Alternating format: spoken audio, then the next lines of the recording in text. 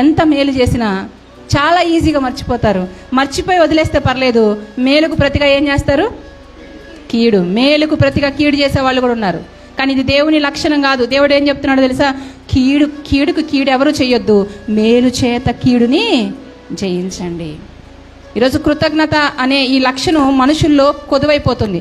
మనుషుల పట్ల కృతజ్ఞత ఉండట్లేదు, దేవుడు చేసిన మేలుల పట్ల కూడా కృతజ్ఞత లేకుండా ప్రవర్తిస్తున్నారు. తెలుసా?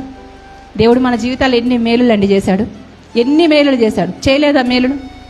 చేయలేదా? ఏం మేలులు చేశాడు? ఎన్నో మేలులు చేశాడు. అన్నిటికంటే గొప్ప మేలేంటి? అన్నిటికంటే ఇవాళ మనందరం ఇలా కూర్చొని ఉన్నామంటే, ఇంకా ఊపిరి పీల్చుకుంటున్నామంటే, సజీవులుగా ఉన్నామంటే ఇది దేవుడు చేసిన మేలు. అవునంటారా కదా? కొంతమంది అంటారు కృతజ్ఞత కూడిక పెట్టుకుని అమ్మ అంటే, ఏం మేలు చేశాడండి దేవుడు? ఒక 10 ఎకరాల పొలం ఏమైనా కొన్నామా? మా పిల్లకి పెళ్ళి ఏమైనా చేశామా? మా అబ్బాయికి ఉద్యోగం ఏమైనా వచ్చిందా? ఒక 10 తులాల బంగారం ఏమైనా కొన్నామా?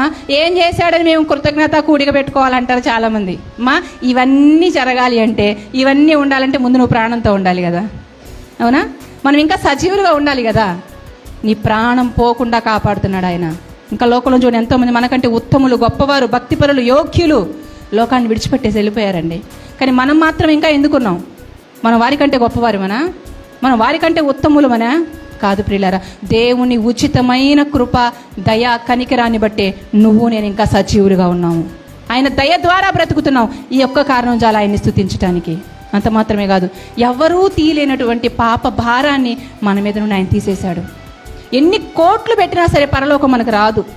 యేసుక్రీస్తు ప్రభు వారి యొక్క రక్తంలో ఉచితంగా ఇచ్చాడండి గొప్పదైన రక్షణ, వెలకట్టలేని రక్షణ, అమూల్యమైనటువంటి రక్తం అన్నాడు. అంటే అమూల్యం అంటే ఏంటో తెలుసా? వెలకట్టలేనిది. మూల్యం, అమూల్యం అంటే దానికి వెలలేదు. యేసుక్రీస్తు ప్రభు వారి యొక్క పరిశుద్ధమైన రక్తంలో నా పాపదోషములను కడిగివేసి పరలోకానికి అర్హులుగా చేశాడే, ఇది చాలదా దేవుణ్ణి స్తుతించడానికి?